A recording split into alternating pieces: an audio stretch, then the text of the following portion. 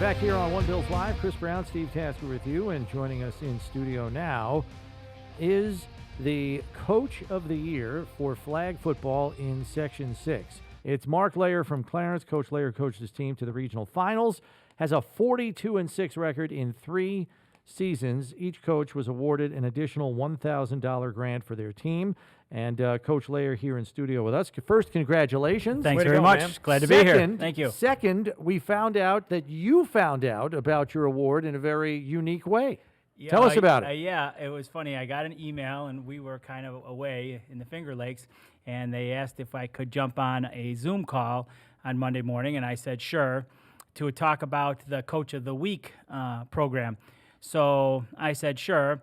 And then I zoomed in, and I was waiting for the call to come, and then all of a sudden, Khalil Shakir popped up on the screen. And full disclosure, I didn't know he was announcing the Coach of the Year. I thought he was just congratulating me for the Coach of the Week thing in the first week of the season.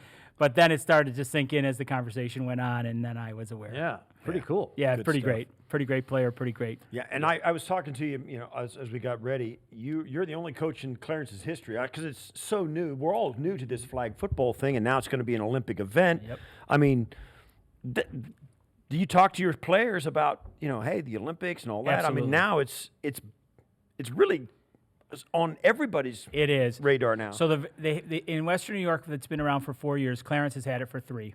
So when it came up 3 years ago, they posted the position like any other coaching position, and I was interested, so I did it. We talk to our kids all the time about the Olympics once that became an announcement. There's 2 really different variations of flag football. Like in schools, we play 7-on-7. The Olympic thing is going to be 5-on-5, so a little bit different. Like the NFL flag that we went and we represented the Bills in Canton last summer, that was 5-on-5. So it was a bit of a strategy adjustment for us to play the 5-on-5 game. The 7-on-7 game is very much like 11-on-11 football. We run the ball and we throw the ball. The 5-on-5 game is very much scrambling and throwing. Right. Okay. Now how much? All right, don't want to give away any trade secrets or anything. Now, how much of this is X's and O's and drawn up, and how much is it just the athleticism of your girls? Oh, I'd say it's equally both. Mm-hmm. I think it's a big advantage for the coaches. Like I had some experience coaching boys football for 30 years in Clarence, Right. And so I was able to use that knowledge to help the girls go. And I approached it the same way, practice, and we broke down into position groups, and we worked on the running game and the passing game. We actually ran, at the end of the season, I looked at the stats. We ran the ball and threw the ball 50% of the time, exactly equally, and scored almost the same amount of touchdowns running as we did throwing. Mm-hmm. So that made us a difficult team to defend. And that's the 7-on-7. That's 7-on-7. And the 5-on-5 is different. How? It's almost all throwing, and you can't run the ball unless you snap the ball to someone and hand it to someone, and then be hit backwards. Then they can run the ball.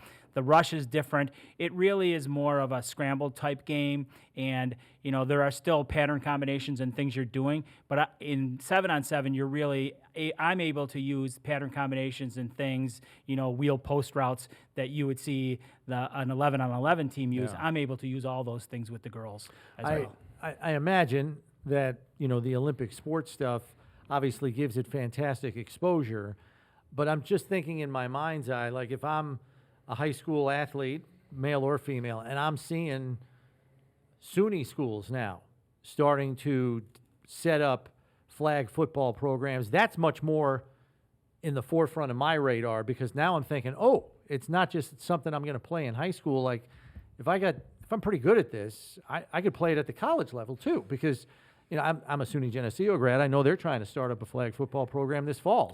Plus the Olympics are 3 years away. So Rob Curran is the coach at Geneseo, and he has a significant boys background also, and he's in the NFL, the heads-up tackle program. He was a big time involved in that. So, we have 2 girls that are already at Geneseo that are playing, and he just 2 of our girls just committed this year that are outgoing seniors that are going to play. So we're going to have 4 girls playing at Geneseo. I mean, you've got Villa Maria, you've got Duville, you've got all the local schools, and they're recruiting and contacting high school coaches just like when I was the boys coach and was being talked to by Cortland and Brockport and Buff State. So it's happening, and the girls really know it. How fast? Quantify how fast it's growing.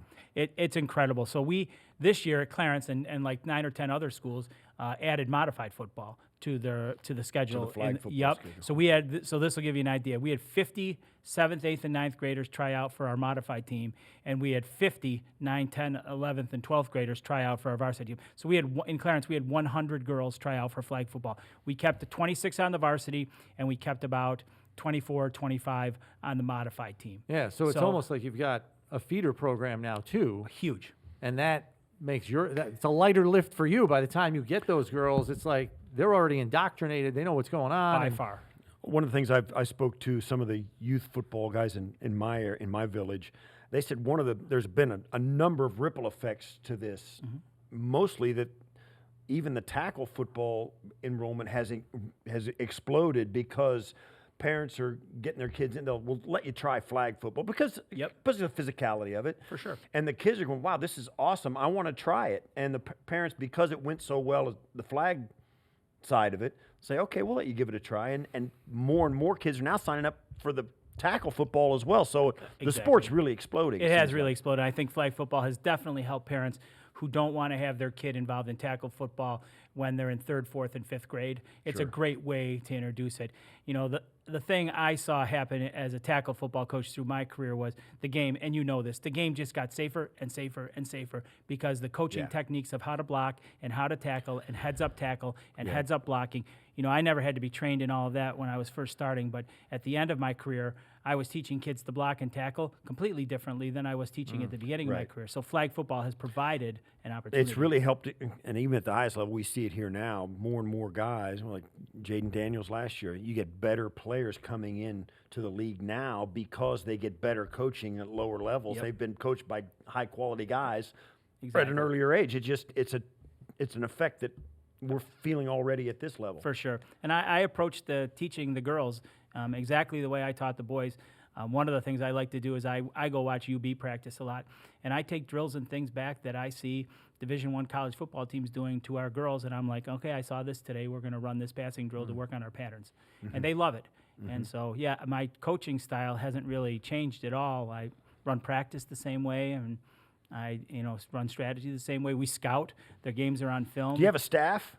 So I have 2 volunteer coaches. Oh, some nice. some do. Yeah. One was a dad and one was a teacher aide at the high school. The dad was with me for the first year, and he ran the defense. And the other gentleman is a teacher aide, and he's been with me for all 3 years, and he did the special teams, which is punting and punt returning. And he worked with our offensive and defensive line. That's what we call them. You can call positions whatever you want. Yeah, so it was key to have 2 or 3 other guys because, I can break down by position. So I take the quarterbacks and running backs. Someone else takes the receiver. Someone else takes more the line. hands-on, So you teach the specific skill to the specific group. The last one I've got for you. Sure.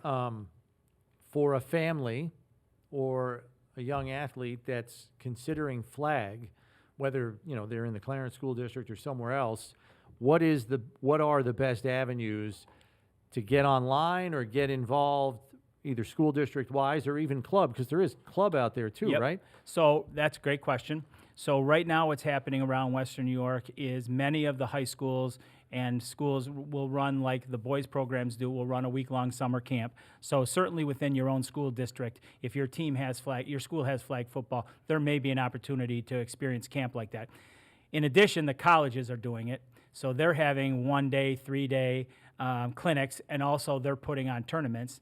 And then, right down the road at Salem Sports Park, they're involved in getting a more travel-type elite league where teams go travel in tournaments. And it would run similar to travel soccer, a 12 and under, 14 under, 16 under.